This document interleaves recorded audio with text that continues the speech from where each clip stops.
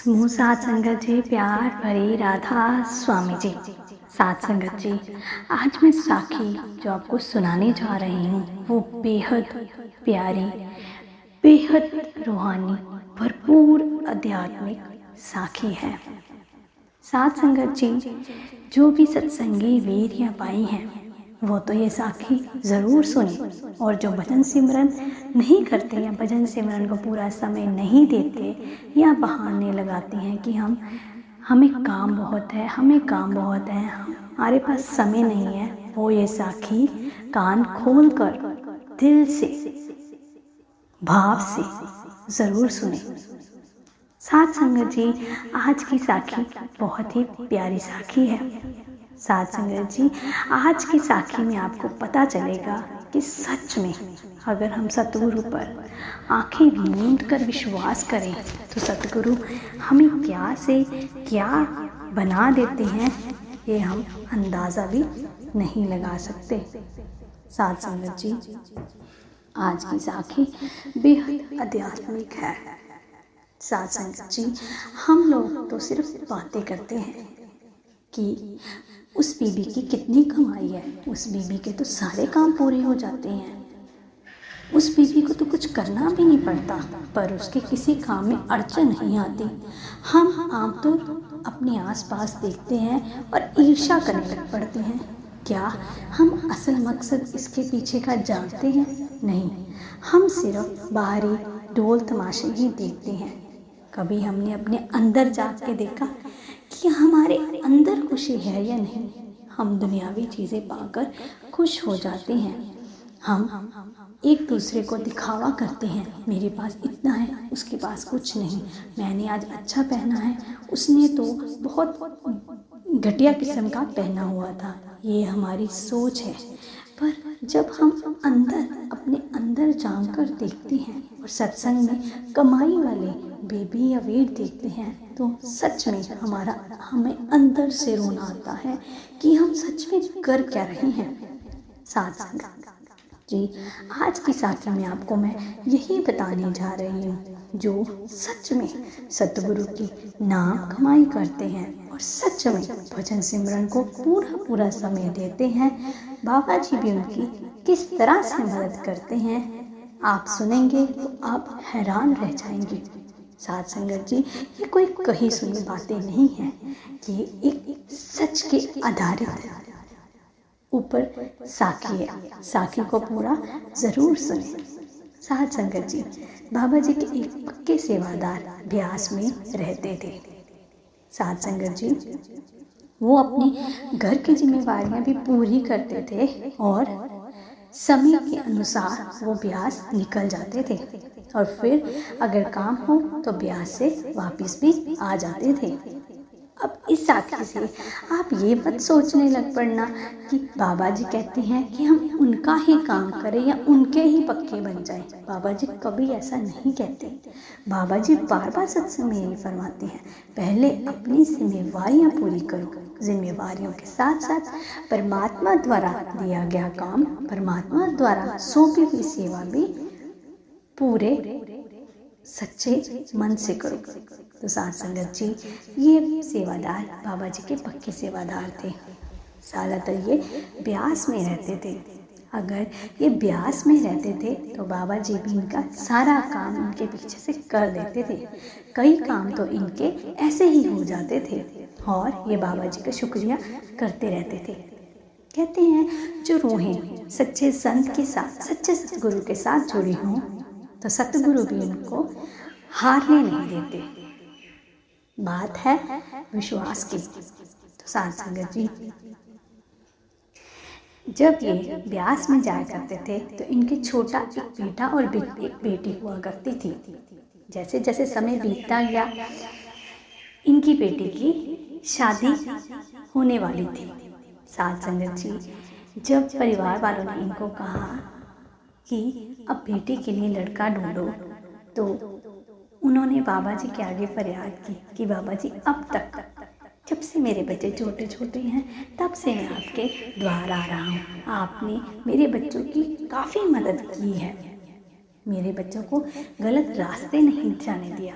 मेरे बच्चों को आध्यात्मिक रास्ते के साथ जोड़ रखा, अब आगे का जीवन भी आपके ऊपर है। तो साध संगत जी, जब इस वीर को कहा गया उनकी पत्नी द्वारा कि अब लड़की की शादी कर दें, तो इस वीर ने कहा कि मैं कौन होता हूँ, सतगुरु जो करेंगे सही करेंगे।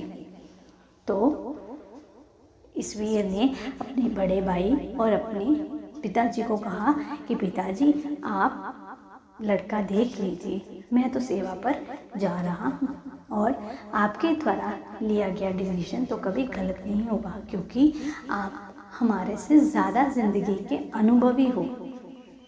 तो साध संगत जी, लड़की के दादाजी ने लड़के को ढूंढ लिया। अब शादी की तारीख पक्की हुई। साध संगत जी, फिर से इस सत्संगी बाई को बताया गया कि ये तारीख को लड़के की शादी है, तो आप समय पर आ जाना। रीति रिवाज जिस रस्में जैसे बनाई गई हैं एक बाप का बेटी के लिए, वो तो एक बाप ही पूरी करेगा। तो साध संगत जी, अगले ही दिन इनको बाबा जी ने कहा कि वहाँ जम्मू में सेवा है और आपको वहाँ जाना है। अब एक तरफ बेटे की शादी और दूसरी तरफ सेवा का बुलावा। तो साध संगत जी, पहले तो ये दुविधा में पड़ गए। फिर उन्होंने सोचा कि कोई बात नहीं, अगर बाबा जी ने कुछ कहा है तो कुछ सोच समझ कर कहा होगा, और बाबा जी को तो सब पता है कि बेटी की शादी है, सब उन्होंने करानी है, क्योंकि वो हर बार यही करते रहते, हर बात में यही कहते रहते, बाबा जी आपका शुक्रिया, जो करना है आपने करना है, जो करेंगे आप करेंगे, आपसे बेहतर और कुछ नहीं होगा। तो साध संगत जी, इतना अटूट विश्वास था इनको बाबा जी पर। साध संगत जी, ये जत्थे को लेकर जम्मू की ओर सेवा के लिए रवाना हो गए। इनको रास्ते में बाबा जी का फ़ोन आया कि बाबा जी ने कहा कि तूने शादी पर नहीं जाना। तो सत्संगी वीर कहने लगा कि बाबा जी, पहले सतगुरु का हुक्म। बाबा जी कहते, मैं तो ये भी कहता हूँ कि अपनी जिम्मेवारियाँ पूरी करो। तो सत्संगी वीर बोला, कोई बात नहीं बाबा जी, वहाँ पर मेरे पिताजी हैं, वहाँ पर मेरा भाई है, वो भी मेरे बच्चों को बेटियों की तरह ही प्यार करता है, तो मेरे ना जाने से भी सब कुछ हो जाएगा। फिर आखिरी में जब वो फ़ोन बंद करने लगा तो वो कहने लगा कि बाबा जी, आप अपना आशीर्वाद मेरी बेटी को ज़रूर देना। तो बाबा जी कहते, क्यों नहीं, मेरा आशीर्वाद मेरे बच्चों के साथ हमेशा रहता है, मेरा प्यार, मेरा स्नेह बच्चों के साथ रहता है। बाबा जी फिर कहते, कोई बात नहीं, तू वापिस आ जा, मैं किसी और को भेज देता हूँ। तो सत्संगी वीर बोला, नहीं बाबा जी, आप देख लेना, मुझे नहीं जाना। जब उसने बाबा जी को ये कहा कि आप देख लेना, तो बाबा जी कहते, ये क्या, तूने सारी बात तो मेरे पे डाल दी। तो वो कहने लगा, बाबा जी, अब मैं जत्थे के साथ सिमरन पर बैठने लगा हूँ, आप देख लेना। जैसे फ़ोन बंद हुआ तो बाबा जी अपने सेवादार के साथ हंसने लगे कि अच्छा सेवादार है ये, बार बार मुझे कही जा रहा है आप देख लेना, आप देख लेना। तो वो सेवादार, जो बाबा जी जिस सेवादार के साथ बात कर रहे थे, वो भी कहने लगा कि बाबा जी, हमें आप पर पूरा विश्वास है, आप सब देख लेंगे। उधर लड़की की शादी की तैयारियां चल रही थी। जैसे ही लड़की मंडप पर आई तो लड़की की माँ इधर उधर रास्ते ताक रही थी कि अभी तक इसके पिताजी नहीं आए, तो सारे रीति रिवाज कौन करेगा। लड़की के दादा भी लड़की की माँ को कहने लगे कि फ़ोन कर, वो कहाँ रह गया। साध संगत जी, नेटवर्क की कमी के कारण लड़की की माँ का फ़ोन नहीं लग रहा था। अब और दुविधा हो गई। जैसे ही पंडित जी ने कहा कि लड़की के पिताजी को बुलाओ, ऐसा चमत्कार हुआ कि सभी हैरान हो गए। उसी पल जैसे ही पंडित जी ने कहा लड़की के पिताजी के को बुलाओ, और पंडित जी के पीछे उसके पिताजी आकर खड़े हो गए और वो सत्संगी वीर कहने लगे कि हाँ जी बताइए क्या क्या रीति क्या रिवाज करने हैं, क्या रस्में करनी हैं।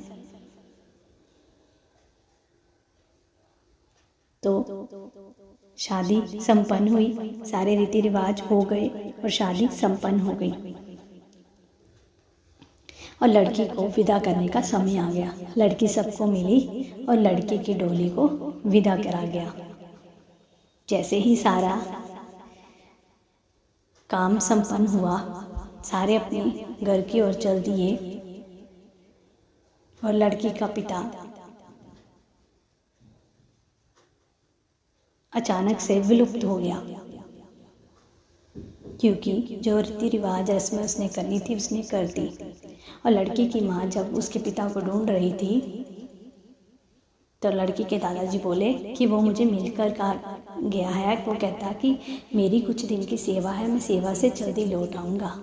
तो लड़की की माँ कहती पिताजी कोई बात नहीं, वो अपनी बेटी को तो अपने हाथों से ही विदा करके गए हैं। तो लड़की के दादाजी बोले हाँ ये बात तो सही है। कुछ दिनों बाद रिवाज के अनुसार पग फेरा होता है। अब लड़की फेरा डालने आई और लड़की के पिता भी सेवा से वापस लौट आए। लड़की के पिता अब हैरान थे कि मैं अपनी पत्नी का सामना कैसे करूँगा। फिर वो पूछ बैठा कि शादी अच्छी हो गई। तो उसकी पत्नी कहती हाँ सारे रीति रिवाज रस्में आपने अपने हाथों से की, सब ठीक हो गया, सब बहुत बढ़िया हुआ। बाबा जी ने अपने रहमो करम से सब कुछ अच्छा कर दिया। वो सत्संगी वीर हैरान हो गया कि मैं कब आया, मैं तो सेवा पर गया हुआ था। फिर उसे फोन पर कही हुई बाबा जी से की गई वार्तालाप सब याद आ गई। हे मेरे सतगुरु, हे मेरे परम पिता, तेरा शुक्रिया, मैं तेरा शुक्रगुजार हूँ कि तूने सब संभाल लिया। जब लड़की पग फेरा डालने आई, अपने पिता के गले लगी और बहुत खुश थी। कहने लगी बाबा जी ने मुझे बहुत प्यारा परिवार दिया है। पिताजी आप खूब सेवा किया कीजिए, आपकी बदौलत हमें सब सुख, हमें बाबा जी द्वारा बहुत प्यार और स्नेह मिल रहा है। लड़की की पिता की आंखों में पानी आ गया कि मेरे सतगुरु के इतने खेल निराले हैं, क्योंकि वो नियमित समय पर भजन सिमरन करते, नियमित समय पर सेवा पर जाते। और अपने बच्चों की शादी में कौन नहीं आना चाहता, पर सतगुरु से ऊपर तो कोई नहीं, जो खुद ही आकर एक पिता के रूप में आए और लड़की को खूब प्यार स्नेह दे गए। अगले दिन सेवा का बुलावा आया और वो सत्संगी वीर सबसे पहले जाकर बाबा जी से मिला और बाबा जी के पैरों में गिर गया। बाबा जी कहते मैंने कितनी बार बोला है मेरे चरण मत छुआ करो, मेरे चरण मत छुआ करो, क्यों मेरे सिर पर भार चढ़ाते हो। तो लड़की का पिता बोला कि सतगुरु आपका शुक्र है, आपका शुक्र है, आप ये आँख मिचौली वाले खेल जब हमसे खेलते हो तो हमें आप बेहद प्यारे लगते हो। तो बाबा जी कहते अरे पले लोग का, तूने तो कहा था सब देख लेना, सब देख लेना, तो मैं सब देख आया और शादी में अच्छा खाना पीना भी खा कर आया, मैं ऐसे ही नहीं लौट आया, सब कुछ खा पी कर पूरी अपनी खातिरदारी करवा कर आया। और बाबा जी हंसने लगे और वह सत्संगी वीर पहले तो उसकी आंखों में पानी भर आया, फिर वो खुश हो गया और फिर से कहने लगा कि बाबा जी आपका शुक्रिया, आगे भी आपने ही देखना है, मेरा आपके सिवाय कोई नहीं। तो बाबा जी भी कहने लगे मेरे सेवादारों के बिना भी मेरा कोई नहीं। तो साथ संगत जी हमें भी इसी सत्संगी वीर की तरह बाबा जी पर पूरा विश्वास करना है, तो फिर देखना आँख झपकते ही हमारे अधूरे काम पूरे हो जाएंगे। भजन सिमरन को पूरा पूरा समय देना है, सेवा करनी है तो निफल मन से करनी है। कोई मन में मंचा नहीं लानी, कोई अरदासे फरियाद लगाकर सतगुरु की सेवा नहीं करनी। बाबा जी बार बार कहते हैं, जो जानने की ताकत रखता है वो देने की भी ताकत रखता है। वो सिर्फ हमारे विश्वास को देखता है। जितना हम सतगुरु पर विश्वास करेंगे, सतगुरु हमारे सारे रुके हुए काम पूरे ज़रूर करेंगे। जो हमारे लिए अच्छा होगा वो ज़रूर देंगे। तो साथ संगत जी, आप सभी को प्यार भरी राधा स्वामी जी। साथ संगत जी, अगर आपको आज की साखी अच्छी लगी हो तो मेरी साखी को लाइक करें, शेयर करें और मेरे इस चैनल को सब्सक्राइब भी ज़रूर करें जी। राधा स्वामी जी।